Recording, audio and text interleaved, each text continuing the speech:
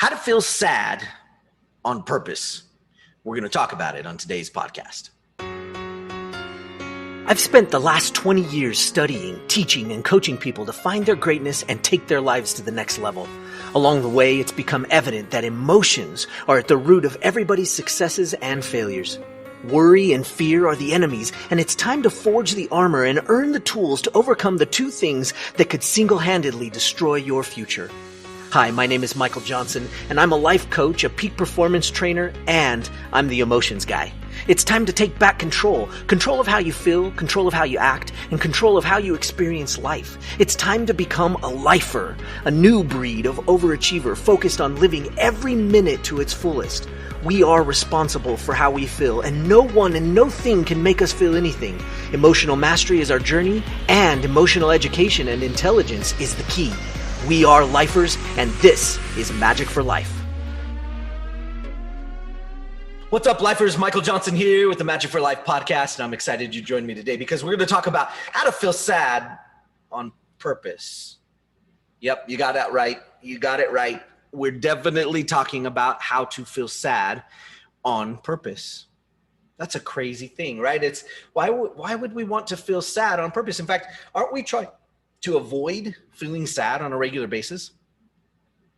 Isn't that what really it's all about? Not really.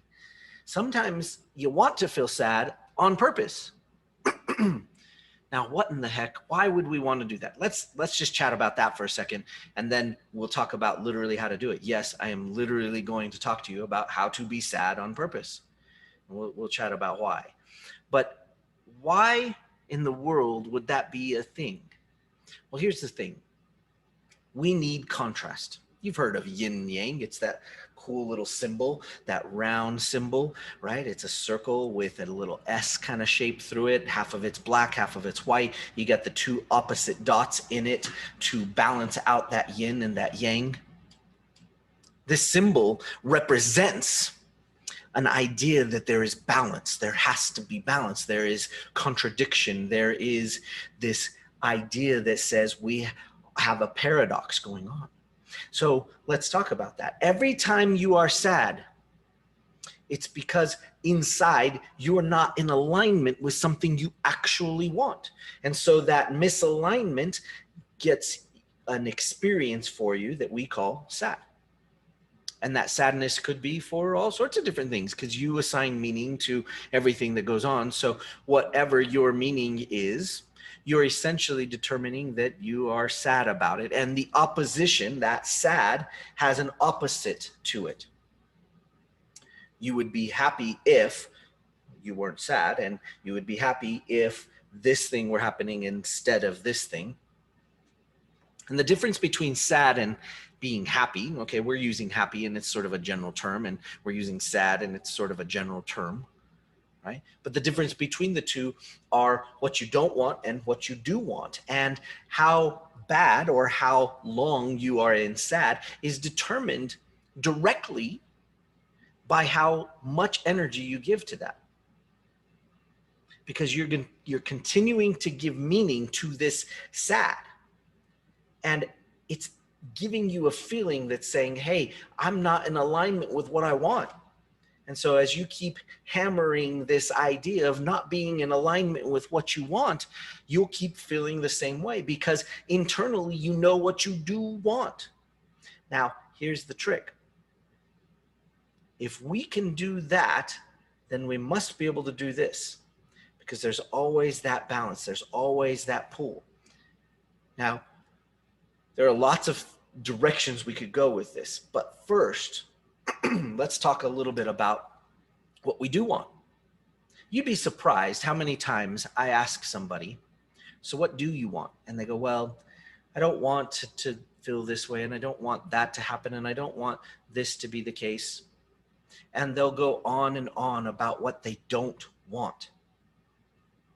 It's truly amazing. I mean, really, the number of times through my career of helping people and asking them what they do want, the number of times they come back and tell me what they don't want is incredible.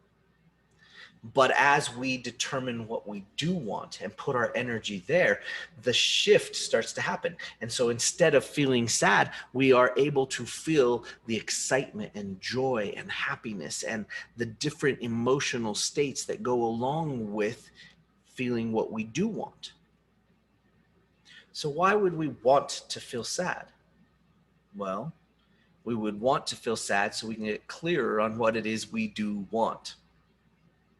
And as you understand what sad is all about and what it's for, you can start to actually utilize it as part of the balance. You can start to say, well, okay, I feel sad.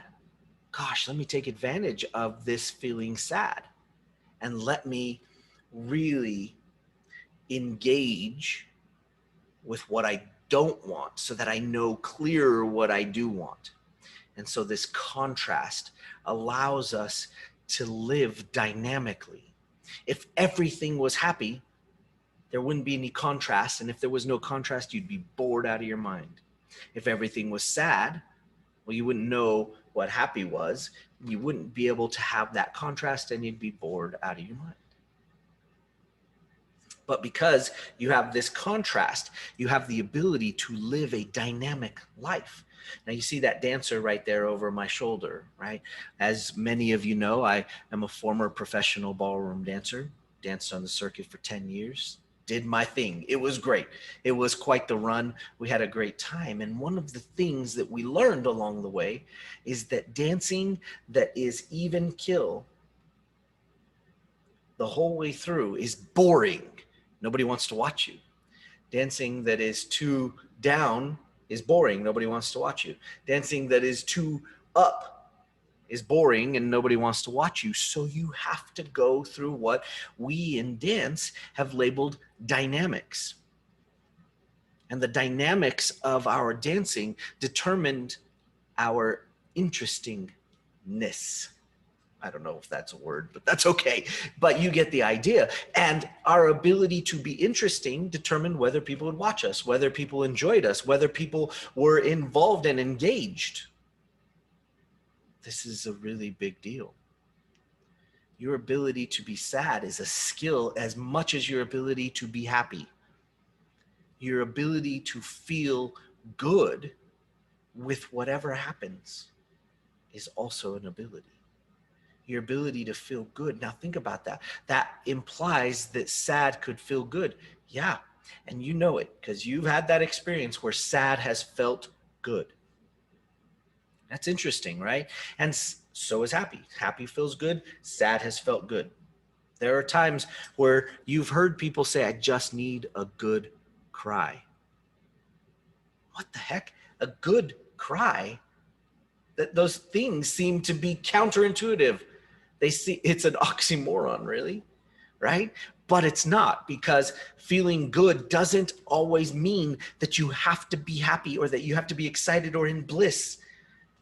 Feeling good could mean that you were feeling sad,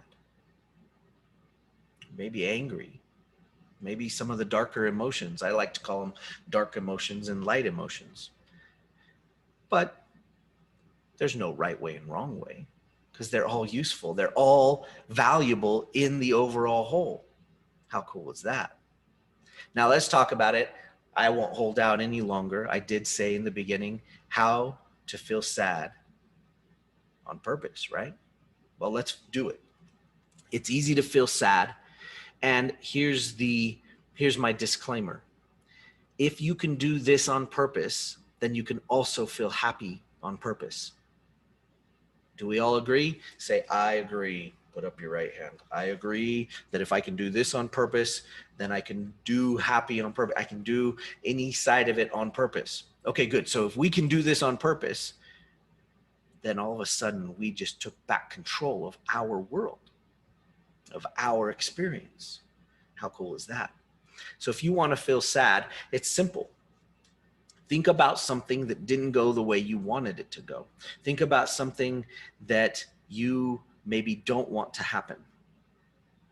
When you can get yourself into a place where you think about what you don't want, sadness will shortly follow. along with a lot of the other darker emotions. Now, don't get me wrong. I am not telling you to do this right now. Life will throw plenty at you that you will assign meaning to, and you will take that approach. But I am saying very clearly, it's very easy to think or to get sad about something. All you have to do is think about what you don't want and how you don't have it, and you can easily be sad about it. But I've always felt like if you can turn a light switch on, you then know how to turn it off. Or let me say that the other way. If you know how to turn a light switch off, you also know how to turn a light switch on. Now, it is more complicated than that, but for right now, let's just keep it simple. If you can turn sad on, you can also turn happy on.